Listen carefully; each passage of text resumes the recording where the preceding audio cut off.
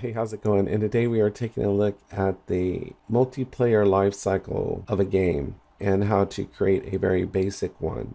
And this is actually based on a tutorial that Warforge did. This was very helpful. This was under the live. This is over a year ago he did this. So things have changed, but I noticed in this tutorial that there's no code in there. So I went through and recreated it and kind of redid the code, and I'll have that in the description in Pastebin so you can explore that.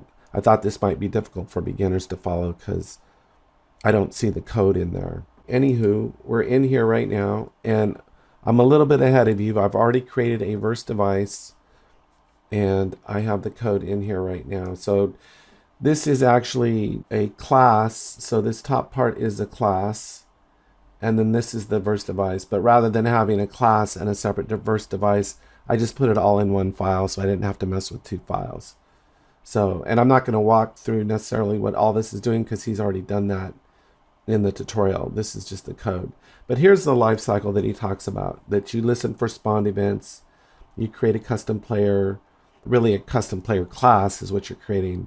Then you store that information, and then you update that, and you store it in a map essentially.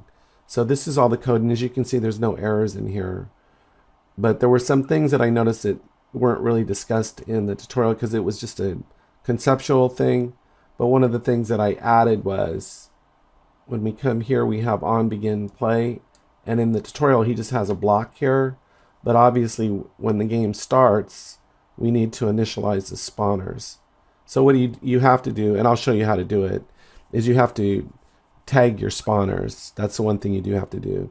You have to take the spawners into the game, of course, and then tag them. And then once you do that, then this will take care of subscribing to these events down here. This will take care of all that part of it.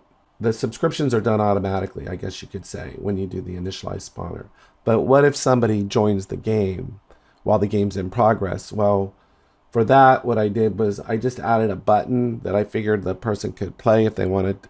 They have to press the button if they want to join the game. And all that function does, this is what I added here, was a button. And what'll happen is it'll just trigger the on player spawned for them.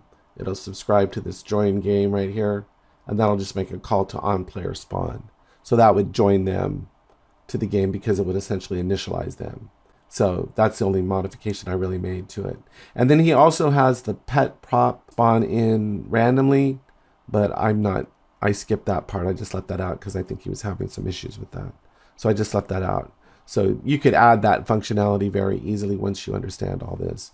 But like I said, all this code will be in the link in the paste bin.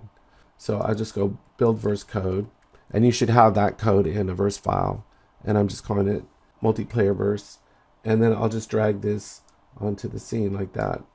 And then of course it's looking for a prop, and it's going to be in an array, right?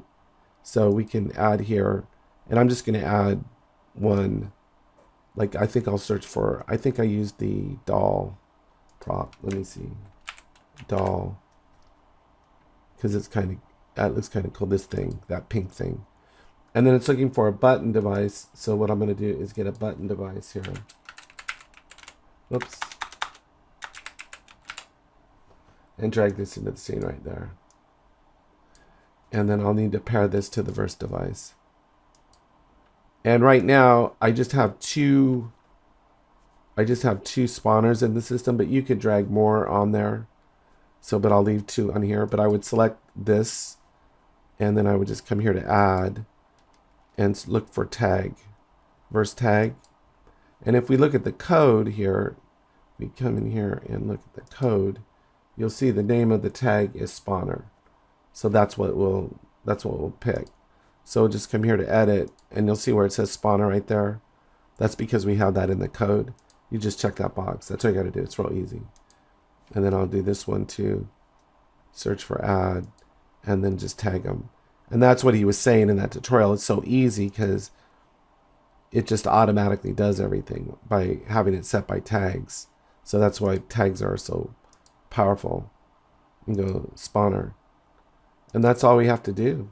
Let me just go ahead and push these changes and we'll see if it works. Okay, so we're in the game, and the only way that we really know, I would need to have multi people.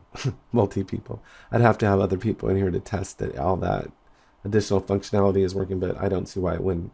But you know it should be working if when I spawn in that doll thing. So let's go start. There it is. See it? See that thing? So it's following me. So I'm assuming that everything's initialized appropriately. Yeah, there we go. It's cool. Of course, things have changed in a year since that time that he's done this, but this basic idea of the structure of the life cycle that he's done, I think is a solid concept.